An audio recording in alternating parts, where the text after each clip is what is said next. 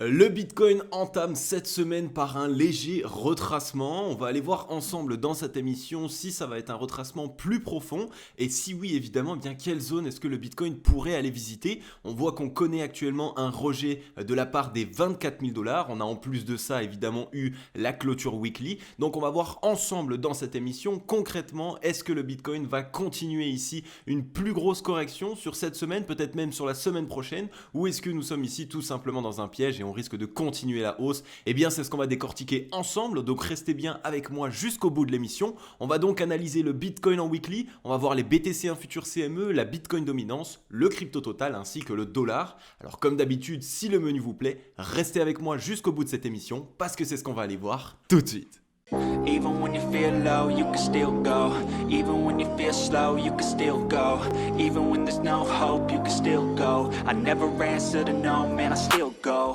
Go, go, go, go, go, go, go, go, go, go, go, go, yo, go, go, go. Hello à toute la team Logique, ravi de vous retrouver dans cette nouvelle analyse du marché crypto-monnaie. On est aujourd'hui le lundi 6 février 2023 et il est actuellement 14h38 à l'heure à laquelle je tourne cette émission. Et qui dit lundi dit émission weekly, donc aujourd'hui on va procéder à l'analyse technique weekly du Bitcoin ainsi que du marché crypto-monnaie. Et on va surtout voir ensemble et bien concrètement qu'est-ce qu'il risque de se passer. Est-ce qu'on va ici avoir une semaine et même peut-être plusieurs semaines baissières? Est-ce qu'on va repartir encore bien plus bas? Ou est-ce que nous avons ici tout simplement un piège et on risque de continuer la hausse que nous avions commencé? Eh bien c'est ce qu'on va voir ensemble dans cette émission. Juste avant les amis, n'hésitez pas à bombarder les likes et les commentaires, c'est totalement gratuit, ça vous prend 2 petites secondes, ça récompense totalement mon travail et surtout ça permet à la chaîne de continuer de se développer.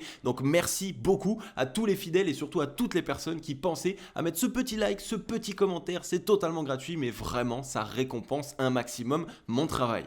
On est donc ici sur le Scalpex Index, un crypto Fear and Greed dans la neutralité 56. Pour rappel, dans l'émission précédente, on était de retour dans la joie, 61, 62 si je me rappelle bien. Donc on voit que la psychologie commence déjà un petit peu à dégonfler. Et comme vous le savez, l'étude de psychologie du marché, eh bien ça nous permet de comprendre quel est l'objectif des whales, quel est l'objectif de la smart money. Alors pour les personnes qui ne sont pas familiers avec ce vocabulaire, les whales, la smart money, c'est tout simplement ce qu'on appelle des gros acteurs. Ce sont des personnes qui détiennent plus de 1000 bitcoins dans leur portefeuille. Donc on parle ici évidemment en plusieurs centaines de millions de dollars. Et donc c'est ces personnes qui peuvent faire un petit peu la pluie et le beau temps sur le marché crypto-monnaie. Et le fait de voir que lorsqu'on est repassé dans la joie, elles ont directement un petit peu changé leur objectif et qu'elles cherchent plutôt maintenant à recréer de la peur, eh bien ça peut nous confirmer notre signal qui est tout simplement qu'on cherche un retracement, qu'on cherche ici à essayer de venir taper un petit peu sur la psychologie du marché et tout simplement faire en sorte en fait que les investisseurs passent de nouveau dans un biais qui est baissier, puisqu'on a connu une belle ascension, le billet est devenu haussier et maintenant les whales cherchent potentiellement à essayer de venir faire peur.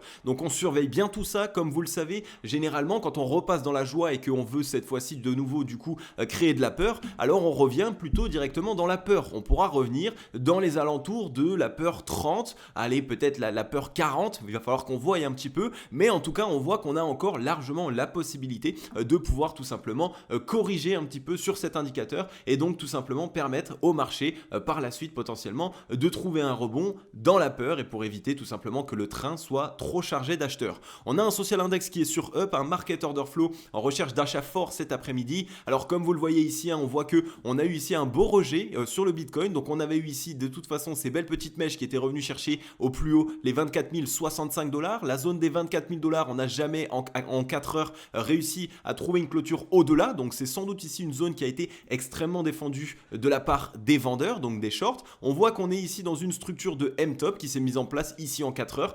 Donc en 4 heures, pour rappel, le 4 heures c'est du court terme, on est toujours dans une dynamique qui est baissière. On a eu ici cette disposition en M qui s'est mise en place. Donc qui dit une disposition en M dit que nous sommes du coup sur une structure de retournement baissière. Une structure de retournement baissière nous montre tout simplement que la dynamique ici à court terme est de nouveau pour les vendeurs. Donc il va falloir qu'on reste prudent et surtout pour l'instant on sait qu'il y a du coup une potentialité de retracement et même un petit peu plus profond. Si on regarde un petit peu tout simplement au niveau niveau du prix. On voit qu'on a eu ici pas mal de mèches qui sont revenus ici chercher tout simplement entre les 22 621 et les 22 787. Donc on a cherché à essayer de liquider un petit peu tous les stop loss ici des longues qui pouvaient être placés sous les 23 000 $. Donc ça a été ici un premier objectif qui a été réalisé. Mais en termes de liquidation, on peut se les afficher ici, regardez, sur ce mouvement, on n'a aucune liquidation quasiment qui ont été réalisées. Donc tout simplement, cela nous montre que l'objectif des whales, le vrai objectif pour aller ici liquider un maximum de longues, eh bien, il n'a pas été atteint dans cette zone. Donc je pense pour ma part que, comme vous le voyez ici, pour l'instant, on est en train de tenir une trend qui était un petit peu long terme, qui nous tient ici depuis le 21 janvier 2023. Donc je pense que ici en 4 heures, donc comme d'habitude à court terme, on va avoir un tout petit rebond qui va revenir chercher les 23 100, peut-être 23 200, afin de par la suite pouvoir du coup réintégrer et envoyer du coup ce petit M-top supplémentaire qui là nous permettra du coup d'aller chercher les liquidités restantes qu'on n'a pas encore visitées, qui se trouvent tout simplement ici entre les 22 329 $ et les 22 252. Donc on reviendrait tout simplement déjà dans un premier temps rechercher les liquidités ici du bas de range. Donc ça c'est la première chose que je pense qui va être faite. Donc comme d'habitude les amis, vous le savez, quand on commence à entamer un retracement et donc une potentielle correction, eh bien on a quand même l'habitude de trouver des rebonds dans un premier temps pour par la suite se renfoncer. Donc ne vous faites pas avoir par les petits rebonds court terme qu'il peut y avoir. Tout ce qu'il faut que vous surveillez, c'est la dynamique. Si on voit un W se mettre en place, là d'accord, là ce sera différent et on pourra de nouveau essayer de changer notre billet et voir peut-être quelque chose de positif. Mais tant qu'on fait que des choses comme ça et qu'on continue ici, eh bien tout simplement de mettre en place des structures de M-top, alors on reste dans une tendance baissière et donc on continue ici d'avoir un objectif qui est potentiellement baissier. Donc dans un premier temps, on a de très fortes probabilités de toute façon de revenir chercher ici les 22 100, 22 200 $ afin de liquider tous les longs qui se sont positionnés sur cette consolidation. Donc voilà un petit peu pour le 4 heures, pas grand chose à dire de plus, on est sur une trend ici qui nous tient, mais comme vous le voyez pour l'instant, la force est bien plus vendeuse et surtout on a déjà commencé à ici implémenter du momentum pour les vendeurs. Donc surveillez bien ça, comme d'habitude on reste prudent, une correction pourrait se faire un petit peu plus profonde, je vous rappelle que le mouvement haussier que nous avons connu était évidemment bien plus long. Regardez, si vous regardez un petit peu cette énorme parabole haussière qu'on avait connue, eh bien un retracement digne de ce nom pourrait déjà nous faire revenir chercher cette zone de support au 21 500. On a des prises de liquidité à pouvoir faire ici aussi aux 20 000 $ puisqu'on a eu une consolidation qui n'a pas été recherchée, donc on n'est pas venu chercher ici les liquidités. Donc vous le voyez ici sur le retracement que nous sommes en train de connaître, on a encore la possibilité évidemment de chercher des zones un petit peu plus basses. Donc pour les personnes qui êtes déjà dans le train, restez bien avec moi jusqu'au bout de l'émission, on va aller voir ensemble quelle zone est-ce qu'on pourrait aller chercher. Et pour les personnes qui n'êtes pas encore dans le train, vous aussi restez bien avec moi jusqu'au bout de l'émission parce que ça va vous permettre de concrètement essayer de trouver des zones dans lesquelles vous allez pouvoir obtenir des opportunités. Qui dit un retracement du Bitcoin dit que des altcoins vont corriger encore plus fort et donc que potentiellement vous allez pouvoir tout simplement bénéficier de cette opportunité de correction afin de rentrer au meilleur moment possible sur le marché crypto. Donc surveillez bien ça, comme d'habitude ici c'est du 4 heures, on va passer en weekly et dans les choses sérieuses on va essayer de voir ensemble à moyen et long terme quel scénario pourrait se mettre en place. Juste avant les amis, vraiment je souhaite vous remercier tous et toutes du fond du cœur pour les 2 dernières vidéos. Vous avez été vraiment monstrueux, regardez ici, on parle de 2900 vues, 3800 vues avec 250, 300 likes, c'est juste énorme, donc vraiment un grand merci à toutes les personnes qui ont pensé à mettre un like, un commentaire, ça m'aide énormément. Regardez, grâce à vous les amis, la chaîne est déjà passée de 15 300 à 15 400 abonnés en une seule journée, donc c'est juste monstrueux. Donc déjà premièrement bienvenue aussi à tous les nouveaux membres, toutes les personnes qui ont pensé à cliquer sur le petit bouton s'abonner et qui veulent suivre du coup les futures émissions, bienvenue à vous, bienvenue dans la Team Logic, ça fait vraiment super plaisir et un grand merci à tous les fidèles et à toutes les personnes qui pensaient aux petits likes, aux petits commentaires, à tous ces petits gestes qui permettent totalement de soutenir. Vraiment je voulais vous remercier, ça fait extrêmement plaisir et surtout ça remotive un maximum. On peut tout de suite passer du coup sur le Bitcoin en weekly. Alors du coup, comme vous le voyez ici, on a eu notre clôture weekly qui a eu lieu. On était revenu avec une mèche chercher les 24 316 $. Finalement, on a trouvé une clôture aux 22 936 $. Donc on voit une clôture qui est sous les 23 000 $. Donc clôture weekly sous les 23 000, ça nous montre que du coup, dans un premier temps, notre objectif n'était pas juste d'essayer de rechercher les liquidités qui étaient sous les 23 000, mais qu'on a potentiellement des liquidités à aller chercher un petit peu plus bas. Ça, on l'a déjà vu ensemble. Ça fait pratiquement 2 semaines maintenant que je vous annonce une potentielle correction. On est actuellement en train train d'essayer de la connaître. Évidemment, il va falloir qu'on s'assure de tout ça, mais ici on a quand même un premier signal qui nous montre un certain retracement qui pourrait avoir lieu. Et pour vous montrer tout simplement en fait l'étude du prix, pourquoi est-ce qu'on assisterait à un retracement, c'est très important de le comprendre. Eh bien c'est tout simplement parce que regardez, je vous rappelle qu'on était de toute façon évidemment dans une très grande tendance baissière, hein, notamment ici le bear market qui avait débuté ici, on va dire le novembre 2021, le 8 novembre 2021.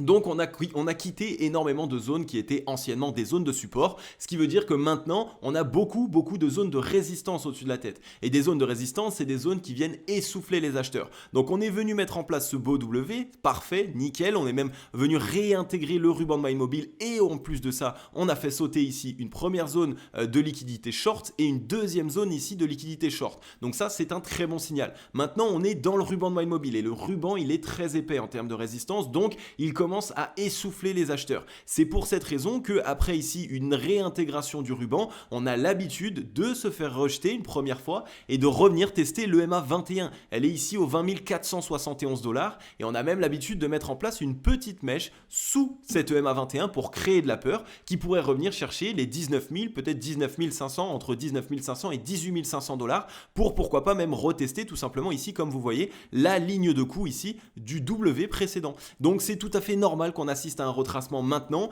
et pour vous illustrer un petit peu mieux ça, je vais vous le montrer tout simplement sur la Bitcoin Dominance parce que la Bitcoin Dominance elle a déjà fait ça. Regardez exactement en termes d'études de prix ce qu'il s'est passé dans la Bitcoin Dominance. On a eu du coup notre W qui s'est validé ici, donc l'attaque, reprise, on est venu réintégrer le ruban de My Mobile qui était lui aussi très épais en termes de résistance, donc on l'a réintégré une première fois, on est arrivé environ à la moitié, on s'est fait rejeter, on est venu du coup rechercher le MA20 qui est la moyenne mobile jaune que vous voyez juste en dessous. Avec une mèche, on est revenu tester la ligne de coup du W et en plus de ça, évidemment, bien des zones de support, donc bref, des liquidités. Et ensuite seulement, on a eu la réintégration pour cette fois-ci aller chercher le MA89. Et après, ici, comme vous le voyez, après avoir retesté le MA89, pareil, on se fait à nouveau rejeter. On a de nouveau besoin de souffler, de revenir chercher une zone de support. Et seulement par la suite, on pourra potentiellement essayer de s'extraire et donc de casser, de récupérer la fameuse EMA 89 période. Et donc sur le Bitcoin,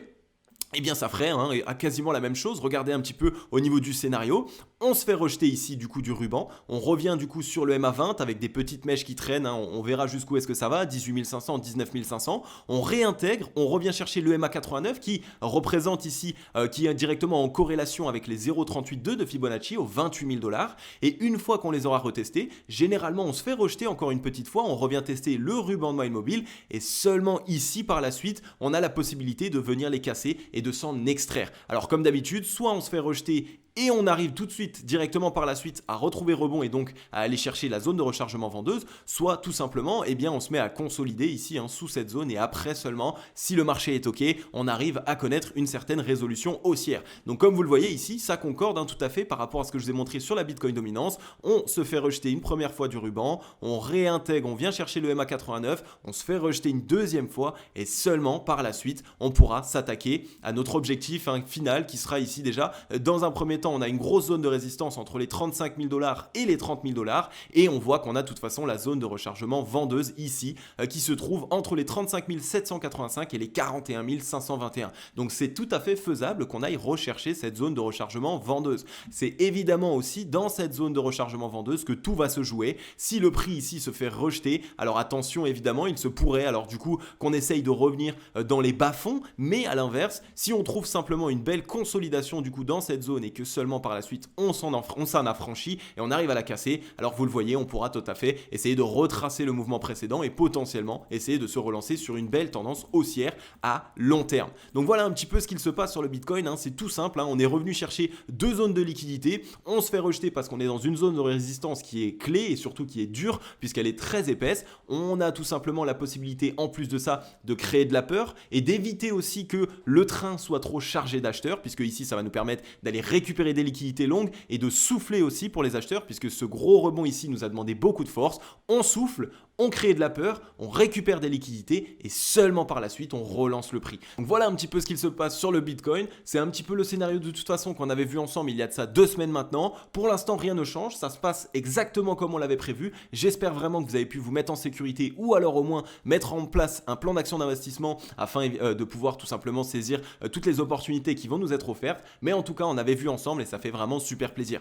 Maintenant on va aller voir sur les BTC1 Futur CME. Alors pour vous montrer un petit peu là aussi la corrélation du mouvement qu'on attend et du scénario que je viens de vous présenter tout à l'heure, ça ferait en fait tout simplement ça. Regardez, on a le ruban qui est ici, on revient chercher le MA20 qui est à ce niveau-là, donc au 20 375. On met en place une petite mèche pour revenir chercher cette zone de support là au 18 500, 19 000 $ et par la suite on trouve rebond. Mais pour dire pourquoi est-ce qu'on ferait ça? Eh bien comme vous le voyez, ici on a un gap, je vais vous le montrer en daily, peut-être qu'il sera un petit peu plus visible. Voilà, ici, comme vous le voyez, on a un gap entre les 19 985 et les 20 515 $.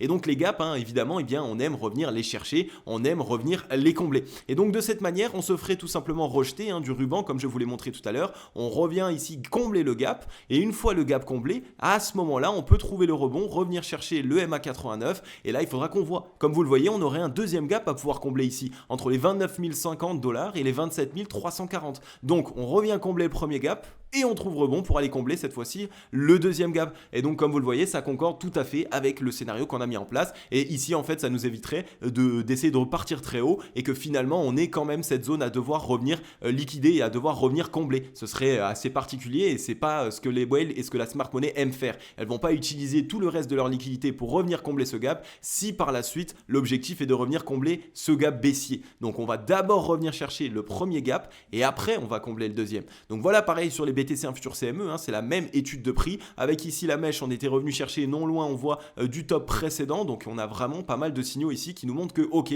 dans un premier temps, ce mouvement est revenu chercher une zone de liquidité, 2 zones de liquidité et presque 3 zones de liquidité. Et après seulement, du coup, on assiste à une petite correction et on essaye par la suite, pourquoi pas, de tester la demande et de pouvoir essayer de relancer le prix. Sur la Bitcoin dominance, bien du coup, je vous ai un petit peu montré ce qu'il s'était passé. On est revenu chercher ici le MA89 après un très beau W weekly. Donc EMA89, on voit qu'on est en train actuellement de se faire un petit peu rejeter. Sans doute que sur cette semaine, on va aller rechercher la moyenne mobile 55 périodes au 42,89. Je vois même un beau retest des 42%, qui est une zone assez dure sur la Bitcoin dominance. C'est une zone de support clé. Et une fois qu'on l'aura retouché, là, à ce moment-là, on pourra essayer d'envoyer le W et donc permettre ici à la Bitcoin dominance de revenir chercher le haut de son range qui est ici au 48,62% ou alors de venir dans un premier temps réintégrer tout simplement la zone de rechargement vendeuse entre les 45% et les 46,51%. Donc voilà pour la Bitcoin dominance, c'est à peu près la même chose que le Bitcoin, tout simplement en plus avancé. On est déjà au contact de l'EMA89, on se fait rejeter pour retester le ruban et par la suite seulement on y trouve rebond et ça nous permet totalement de décorréler. Donc là tout simplement la Bitcoin dominance, c'est assez simple de ce que je viens de vous montrer. On va aller voir maintenant sur le crypto total. Sur le crypto total, on va s'enlever le ruban de MyMobile. On voit que là, c'est même un petit peu plus avancé puisqu'on est déjà revenu dans la zone de rechargement vendeuse. Pour l'instant, on n'arrive pas à la passer. On s'en est tout à fait rejeter. Ici, tout simplement, on le voit avec la clôture weekly qui nous a été présentée. On a une clôture weekly ici avec une mèche qui a été revendue par les bears et on a une petite rachat ici, une petite mèche qui a été rachetée par les acheteurs. Donc, c'est typiquement ici un chandelier japonais qu'on appelle d'indécision. Et généralement, vous le savez, lorsqu'on a connu un beau mouvement aussi et qu'on assiste après à un chandelier japonais d'indécision comme celui-ci, on peut assister dans un premier temps du coup à un certain retracement et seulement par la suite essayer de réattaquer, donc de renvoyer un certain mouvement haussier. Donc on se fait rejeter de la zone de rechargement vendeuse, c'est tout à fait normal. On a eu un petit manque de force, du coup on a besoin de ressouffler un petit peu. On pourrait revenir chercher les 0,38,2 qui sont ici aux 900 milliards. On a aussi la zone de support des 853 milliards qu'on pourrait revenir tester et seulement par la suite essayer de se relancer. Donc zone de rechargement vendeuse, c'est une zone de résistance qui est importante, qui est clé et dans laquelle les vendeurs se montrent. On est en plus de ça au contact ici des 1000 milliards, qui est une zone psychologique très importante pour le marché crypto, puisque c'est ici la capitalisation totale du marché crypto. Donc pour faire peur, on se fait rejeter des 1000 milliards. Et comme ça, tout le monde se dit, oh là là, le marché crypto ne vaut même pas 1000 milliards de capitalisation et seulement par la suite, on se relance.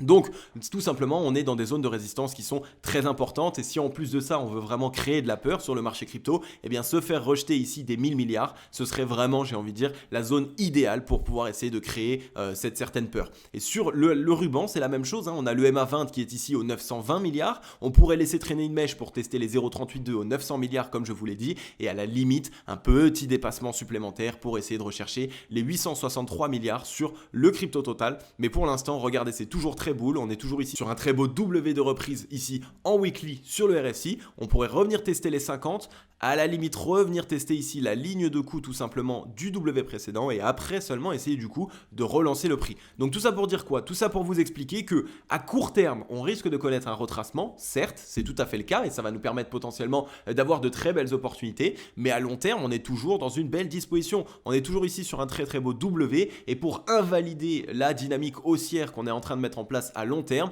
il faudrait avoir ici un bottom plus bas que les 733 milliards. Donc pour l'instant ce n'est pas du tout le cas, ce n'est pas du tout ce que nous visons non plus, donc ça reste bullish à long terme. C'est pour cette raison que je vous annonce ici un potentiel retracement, mais ce retracement est plus une opportunité plutôt que quelque chose qui doit faire peur et dans lequel vous devez totalement sortir. Pour l'instant, on est toujours dans une dynamique haussière, après un très beau W weekly, de très très belles reprises aussi, on est revenu chercher une zone de liquidité, deux zones de liquidité, donc on retrace légèrement et seulement par la suite on pourra potentiellement se relancer. Donc on est très très bien quand même à long terme, malgré ce petit retracement, on reste ici dans des indications qui sont plutôt bullish. Maintenant, on est ici sur le dollar. Alors le dollar, hein, vous le savez, il était assez capricieux et donc c'est un petit peu maintenant aussi pour cette raison que le marché crypto-monnaie est actuellement en train de corriger puisqu'on connaît un dollar ici bien qui est en train de se relancer. On le voit en weekly ici, une grosse clôture weekly qui a montré une belle décision de la part des acheteurs, une mèche qui a été rachetée, donc une mèche qui à la base était vendeuse, qui est revenue chercher ici les 100,79 points et on a trouvé clôture finalement au-dessus de la mèche la plus haute tout simplement de la clôture d'il y a 2 semaines, donc aux 102,89 points. Donc c'est ici un signal qui est très bull. Ici on a une belle petite structure qui est actuellement en train de se mettre en place et donc qui pourrait nous permettre de rebondir. Alors jusqu'où est-ce qu'on pourrait rebondir sur le dollar? Et bien sûr, on regarde, on a le ruban de immobile ici avec le MA89 qu'on est revenu tester. Donc on l'a retesté, on trouve rebond actuellement. Je pense qu'on pourrait revenir chercher les 0,382 de Fibonacci aux 106,54 points, ce qui concorderait ici au RSI en fait avec les 50. On reviendrait chercher les 50, donc on revient chercher les 0,382 et après on se fait rejeter et ici on se ferait rejeter. Et pourquoi est-ce qu'on ferait ça du coup? Tout simplement parce que sur le dollar, on est passé ici des 77 de RSI directement au 34,99. Donc on a essoufflé les vendeurs très rapidement. C'est pour cette raison qu'on a besoin d'un petit souffle, d'un petit retracement cette fois-ci long pour revenir chercher juste une zone de résistance qui est clé, les 0,382, donc les 106,61 points et seulement par la suite on pourrait du coup assister à la continuation baissière. Donc voilà tout simplement le MA89 en weekly long terme qui tient en tant que support, qui nous fait permettre ici tout simplement un petit rebond et seulement ici si on se fait rejeter des 0,382, ici on aura du coup une belle correction. On voit qu'ici ça pourrait se faire en 1 à 2 semaines ce petit rebond sur le dollar, ce qui ferait 1 à 2 semaines plutôt baissier sur le marché crypto et après par la suite quand le dollar commencera plutôt à corriger, là on aura vraiment un maximum d'opportunités et on aura eu surtout une belle correction sur le marché crypto. Ok la team, j'en ai terminé avec cette émission. Comme d'habitude, j'espère qu'elle vous aura plu un maximum. Si c'est le cas, n'hésitez pas tout simplement à me le faire savoir. Et comment vous pouvez me le faire savoir? Eh bien avec un gros like et un gros commentaire. Dites-moi ce que vous voulez dans les commentaires, qu'est-ce que vous aimez dans les analyses, peut-être même ce que vous aimez moins, qu'est-ce que vous aimeriez voir. Bref, laissez-moi simplement un commentaire pour me dire un petit peu ce que vous pensez. Ça m'aide totalement, je lis tous vos commentaires et j'essaye d'y répondre même s'il commence à y en avoir quand même pas mal et ça prend beaucoup de temps. Mais vraiment, je lis tous vos commentaires et ils me permettent continuellement de développer la chaîne et de lui permettre bien de gagner en professionnalisme et surtout aussi de pouvoir vous créer des contenus, des formats qui peuvent vous plaire de plus en plus. Et donc sans vos commentaires, je ne peux pas ici continuellement savoir qu'est-ce que vous aimez et qu'est-ce que vous aimez moins. Donc n'hésitez pas vraiment, ça prend quelques petites secondes mais ça peut totalement vous permettre à vous du coup d'obtenir un contenu d'une meilleure qualité encore. Alors comme vous l'avez vu du coup, le Bitcoin ainsi que le marché crypto-monnaie débutent un certain retracement. On a vu ça ensemble depuis maintenant 2 semaines, donc c'est vraiment génial que notre scénario se valide. On est déjà en place, on a même mis en place un plan d'action d'investissement, on sait à peu près quelle zone est-ce qu'on attend entre les 18 500 et les 19 500, donc de belles opportunités. Pour ma part, vous le savez, j'ai déjà repris une grosse partie de mon investissement qui était de nouveau in, je l'ai remis en stablecoin tout simplement pour pouvoir me repositionner après ce petit retracement, cette petite correction et ensuite je pense que je ne sortirai plus et ce sera vraiment ici de l'investissement long terme. Donc j'avais racheté au tout départ, donc tout simplement quand on est revenu chercher les 16 000 $ sur le Bitcoin et ensuite Ensuite, on a eu un beau rebond qui m'a permis de réaliser environ 20-25% sur mon portefeuille. J'ai pris une grosse partie de mes profits, je dirais 90-95% de mon bag que j'ai en stablecoin. J'attends cette petite correction pour me remettre à fond directement. Donc comme d'habitude, ceci n'est pas un conseil en investissement, je ne vous dis pas de faire exactement comme moi. Je vous partage juste un petit peu ce que moi je réalise sur mon propre portefeuille. Il est vrai que j'ai l'habitude d'avancer un petit peu en solitaire et de pas forcément vous montrer exactement ce que moi je fais. Donc je vais essayer d'être un petit peu plus transparent avec vous et que vous compreniez exactement comment est-ce que je gère mon portefeuille et comment est-ce que surtout je fais pour réaliser autant de performances sur les années précédentes, notamment plus de 600% de hausse sur le précédent bull run, et chose qu'on va potentiellement essayer d'aller dépasser sur ce futur bull run et avec vous. Donc je vais vraiment vous partager toutes mes stratégies, toutes mes analyses pour que vous aussi vous puissiez obtenir des résultats au moins aussi importants. Donc voilà les amis, en tout cas ça m'a fait super plaisir. Comme d'habitude, j'espère que cette émission weekly vous aura fait plaisir. On se retrouve demain dans une prochaine émission et on se retrouvera aussi jeudi. Donc maintenant, à partir de maintenant les amis, et je vais commencer à vous le dire un petit peu plus dans les vidéos, on va avoir 3 rendez-vous hebdomadaires. Ça sera le lundi pour l'émission weekly, le mardi parce que je vais vous permettre ici de vous analyser tout simplement techniquement le Bitcoin en daily, donc sur un petit peu plus court terme, et le jeudi. Donc on aura 3 jours, lundi, mardi, jeudi, et potentiellement qu'on se fera un petit live le week-end si jamais il y a du mouvement ou si jamais il y a la nécessité de pouvoir discuter ensemble de certains points. Donc voilà les amis, en tout cas vraiment comme d'habitude, j'espère que ça vous aura fait énormément plaisir. Je vais vous laisser là, je vais vous souhaiter à tous et à toutes une agréable journée ou une agréable soirée. C'était Cryptologique. Ciao bye bye.